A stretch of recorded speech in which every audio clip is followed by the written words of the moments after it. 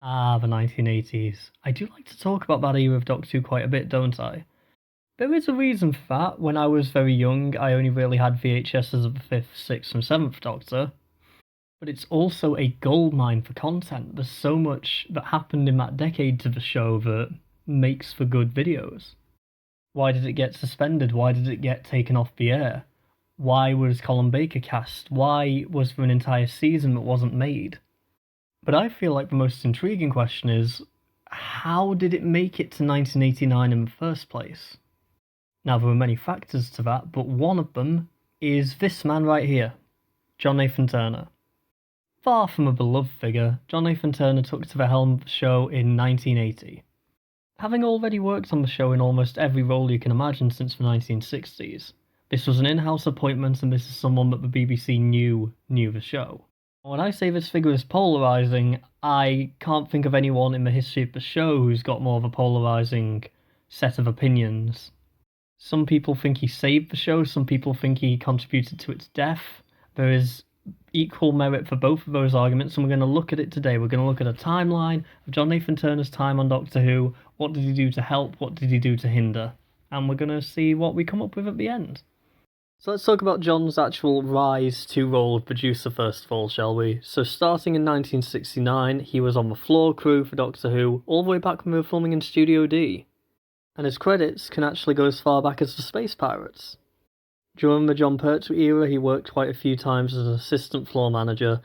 Then by the late 1970s, he'd become production unit manager under producer Graham Williams, a role he kept until 1979. This would be someone who had seen the highs and lows of the 1970s. This is someone who would know the show very well. So it was only natural that the BBC decided to use him as the next producer of Doctor Who. Now, unlike previous producers like Graham Williams, who had kept the show in the same vein as it had been under the Philip Hinchcliffe era, if not a little more comical, JNT wanted to change the show up entirely. Bringing the show into the 1980s was his mandate, and it's something that he very heavily achieved. For better or worse, I'll let you all decide that. But in his own words, he felt like in the more recent years of the show, people like Douglas Adams and Tom Baker had not been taking the show seriously. He felt like it had become a parody of science fiction rather than something that could be used for serious storytelling. He also felt like Tom Baker had too much creative influence in the show. And maybe, to his own detriment, instead of confronting him about this, he straight up got rid of his creative influence. Now, in my opinion, that's probably why Tom Baker left. As Tom Baker has said himself, he has always been in a constant battle with people who think they know the character better than he does, and I don't think it's a battle he would have won, so I don't think he should have stayed around. And so began the sweeping changes that John Nathan Turner implemented. In an attempt to bring the show into the 1980s, sweeping changes were made. Costumes, actors, production staff, everything was changed. Visually, the show looked entirely different. Although we had the familiar faces of Tom Baker and Lalla Ward, we did now have an entirely new wardrobe, the Fourth Doctor sporting an all-burgundy outfit. Something altogether more contrived of his previous outfits, with the biggest headline being a big collared shirt with question marks on it. This would become a staple of Doctor Who in the 1980s. The TARDIS prop was changed out to be a much darker, grittier looking police box. They even made a slight alteration to the sonic screwdriver, painting the emitter a slightly darker red. With all these darker colours came darker themes in the episodes. When the showrunner said he wanted more serious storylines, he definitely got them, with the overly complex East-Space trilogy, Meglos, The Leisure Hive, and eventually The Keeper of Traken and LOGOPOLIS, all being a bit darker in tone than the stories that had come before it. A personal highlight for me being State of Decay, where we get to see vampires explored in Doctor Who properly for the first time. Now, it wasn't just in front of the camera where all the changes were being made. Many changes to the staff and production crew of Doctor Who were made during this time. The most surprising loss during this era was Dudley Simpson, who had been composing for Doctor Who since 1964, suddenly was not needed anymore by John Nathan Turner. This was done in an attempt to give the series a more modern sound, bringing composers like Peter Howell, Paddy Kingsland, Malcolm Clarke, and Roger Limb. Many others as well. And this somewhat would work out, as we would have such iconic soundtracks as Trial of a Time Lord, Earthshock, Logopolis, and stories like that. But then you'd have the odd stinker like Attack of the Cybermen. The new script editor of the show was Christopher H. Bidmead, who was given a lot of freedom in terms of crafting the series, as John Nathan Turner didn't have any writing experience. Together with former script editor Barry Letts, they were able to create a very good season for what it was. The only blip on this map being Meglos, as it still contains some of the more ridiculous elements of the previous era. During the crafting of this story, the only notion that John Nathan Turner wanted was for the Master to return as a long-term villain, casting Anthony Ainley in the role, giving a masterful performance. Oh, never mind. And then, as the series went on, those regular cast members that I mentioned, they started dropping like flies. Lala Ward as Romana left the show at the end of Warrior's Gate, with Tom Baker following suit at the end of the season in LOGOPOLIS. Now, very briefly, it was said by Tom himself that he probably should have left in 1979, and maybe that is the case, but having Tom Baker around for this season definitely helped the transition into this new era. So by the end of this first season of John Nathan Turner's, he'd lost Barry Letts, he'd lost Christopher H. Bidmead, and he'd lost his 2 stars. Essentially, he was starting from scratch, and he had one of the biggest decisions in television history to make. Who could play the Doctor after Tom Baker?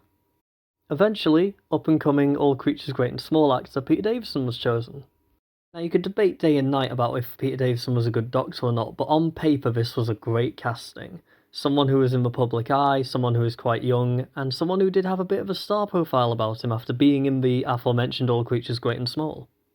The age of the Doctor also came into his characterisation, I believe, as this was a more vulnerable and more caring Doctor. You can watch an entire video about how I feel about the 5th Doctor. It's going to be linked in the description below. But this casting very much felt like a manifestation of what John Nathan Turner wanted. Younger, up-to-date, more now in the 80s type of Doctor, you know?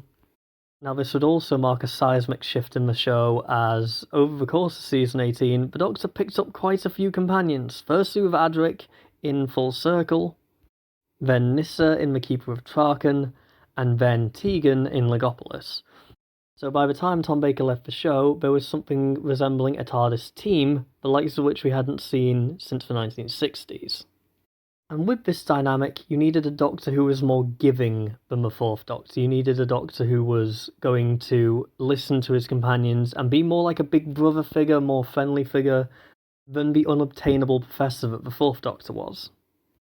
With season 19 underway, we had a new script editor in the form of Eric Sayward, we had the Doctor and Peter Davison, and we had our new cast of companions. Adric being played by Matthew Waterhouse, Tegan being played by Janet Fielding, and Sarah Sutton playing Nyssa.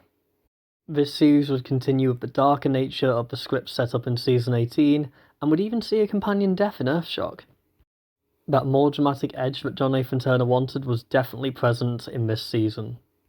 That's not to say it didn't have its problems. A lot of the companions in this season were afterthoughts, as at least one of them would be sidetracked for an entire story 9 times out of 10. And this is something that would plague this entire era, if I'm honest with you. But at least we got some good stories out of it. With the show successfully reinventing both the Master and the Cybermen in the space of a year, it looked like the show was really ready to update everything into the 1980s, even coming up with some good new villains in the form of Amara. Unfortunately, a seminal date kind of changed the thinking of the whole series, and you'll see what I mean in a moment. 1983 saw the show reach its 20th year, and as a consequence of this, every story in the 20th season would have a recurring element from the show's past. Seeing faces like the Brigadier and Omega return, all to mixed results. Unfortunately, due to the general popularity of this nostalgia, John Nathan Turner thought it would be a good idea to go in this direction in the future, but we'll come back to that later. When it came time for the 20th anniversary special itself, John Nathan Turner and his production team planned to do the 5 Doctors, bringing back all on-screen Doctors for one amazing story. There were many problems with this, but chief among them, Tom Baker wanted nothing to do with it. Some early negotiations with Tom showed some promise, but he completely lost interest in the idea. He did, however, attend the 20th anniversary convention event in Longleat, which led to this perfectly uncomfortable picture of him and JNT next to each other. Apart from which, when creating this special, John Nathan Turner gave a bullet point shopping list style list of ideas for writers to follow when creating this story, which caused Robert Holmes to drop out of the project initially, to be taken over by Terrance Dicks, and finally getting it sorted. It was around this time as well that John Nathan Turner became very interested in the convention circuit, where his attention started to be drawn towards America. As season 21 began, Peter Davison decided that he had had enough as the Doctor and he was going to leave the show. With season 21 enduring a lot of the problems that season 20 did, with the Silurians and Daleks being recurring villains, the former especially having a very lackluster outing. The series would at least have a good narrative thread of the Doctor being the nicest guy in the universe, being put in the worst situations possible. All hammered home, especially in Resurrection of the Daleks with Tegan leaving. But by the end of the Peter Davison era, you felt like there was unfinished business. There were great standout stories, but nothing would consistently tell you he was an amazing Doctor. I feel like a lot of that is to do with John Nathan Turner's vision colliding with the vision of his script editor. And Turner's my way or the highway kind of attitude did come back to bite him with his next appointment.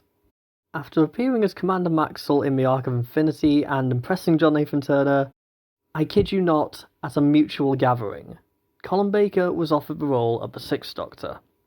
Having previously been praised for his work in Blake's Seven and The Brothers, Colin Baker did have the acting ability to make the Sixth Doctor work. Unfortunately, the actor had an awful lot working against him, least of all his horrific costume. But also this was a time of upheaval, as Eric Saward and John Nathan Turner didn't see eye to eye at this point, the writers coming in were inexperienced, and there was a general lack of quality in the show at this point.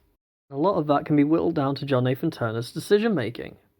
It was his choice to have the Doctor be unlikable, it was his choice to have the costume design that they did. Yep. And in the end, this drove away lots and lots of viewers, and the show was indefinitely put on hiatus in 1985. Now, this was a real low point for the show, but they did recover somewhat when they did the Trial of the Time Lord series, where Robert Holmes returned to write the first half of it. But then another issue struck. Unfortunately, Robert Holmes passed away whilst these scripts were being written, and Eric Saward was deeply saddened by this. Sometime after this, Eric Saward quit, and it was decided that the story would then be continued by Pip and Jane Baker, who had previously made Mark of Varani. Now, it is said very commonly amongst fans that the quality of the story massively declines at this point, and it didn't finish very strongly. That being said, it was enough for the show to come back. Under certain conditions, of course. The controller of BBC One told the Doctor Who producer that he had to fire Colin Baker in order for the show to come back. Feeling like his time was winding down on Doctor Who anyway, he did just that. Firing Colin Baker over the phone. One rejected attempt to mend the bridge, and one fiery article later. Nathan Turner was not granted his freedom from Doctor Who, as he was made to stay on for the next season. So here he was again, finding a new Doctor. And he found him in the form of a entertainer? Sylvester McCoy was picked to play the Seventh Doctor, and though his early exploits were not very good, he proven to be an incredible Doctor by the end. This time, creatively, the show was pretty much bankrupt. You had Bonnie Langford as Mel as a companion, who was pretty much universally hated, having only just come off the death of Perry, who was very largely thought of as a ploy to get Americans to watch the show. Creatively, the show really wasn't in a good place. Luckily, they were able to bring in Andrew Cartmel as script editor, and after the first season, which was very shaky, Sylvester McCoy started getting some wonderful material so he could work his Doctor into this dark and calculating figure that we would go on to know and love. I have a video about my love for the Seventh Doctor, I will link that in the description as well. But by this point, John Nathan Turner's issues really were showing in the show. Eric Saward had publicly blasted him for his behavioural problems, Colin Baker had publicly blasted him, and there was a general dislike about him from the fanbase. As I touched upon earlier, he fell in love with the admiration that the show was getting in other countries like Australia and America, and he was frequently trying to get his doctors out to America to do conventions. He was spending more time there than he was on the show, some people have said. And of course, there were allegations of things he did at these conventions. I'm not going to bring them up in this video, but you can Google them for yourself. What we do know is that he spent an awful lot of time at these conventions, and it definitely took focus away from the actual quality of the show, and he didn't want to be there anymore. You could tell by the time the show was cancelled in 1989 that he was just done. He was done with it. And we do have him to thank for Dimensions in Time. So, what do I think? Before I actually tell you my opinion, I'm going to preface this by saying that I grew up with the VHSs of 5, 6, and 7. That was my era of the classic series to watch when I was growing up. Having said that, just because I like something does not make it popular, and Doctor Who's popularity definitely did take a nosedive in the 1980s, and you can blame that on a number of things, but I think John Nathan Turner is a reason for that. Be it the decision to flood the TARDIS with companions that didn't really go anywhere, be it the decision to make the Sixth Doctor completely unlikable, or be it the decision to make the first half of the Seventh Doctor's era into comedies, something that he had mocked the previous showrunners for. This is someone who clearly loved the show, but maybe loved the limelight just a little bit more, and he really did make the show about him 9 times out of 10. And ultimately, the show did suffer for this. And quite frankly, I think the good parts of the series were achieved without him, i.e. either Eric Sayward or Andrew Cartmel or the actors themselves. But you have to give him credit because he facilitated all these things and he really did keep the show going. I guess I'm saying I get why people despise him, and there's a lot of reasons to do that. But his contribution to the show is massive. I can't even begin to imagine how daunting a task it would be to replace Tom Baker as the Doctor. How do you even go about that? But he went all in, he stuck with his beliefs, and the show was completely remade in his image. But I want to know exactly what you guys think. Hero, villain, monster, what is John Nathan Turner? Let us know in the comments below, and I'll speak to you all very soon. Bye bye!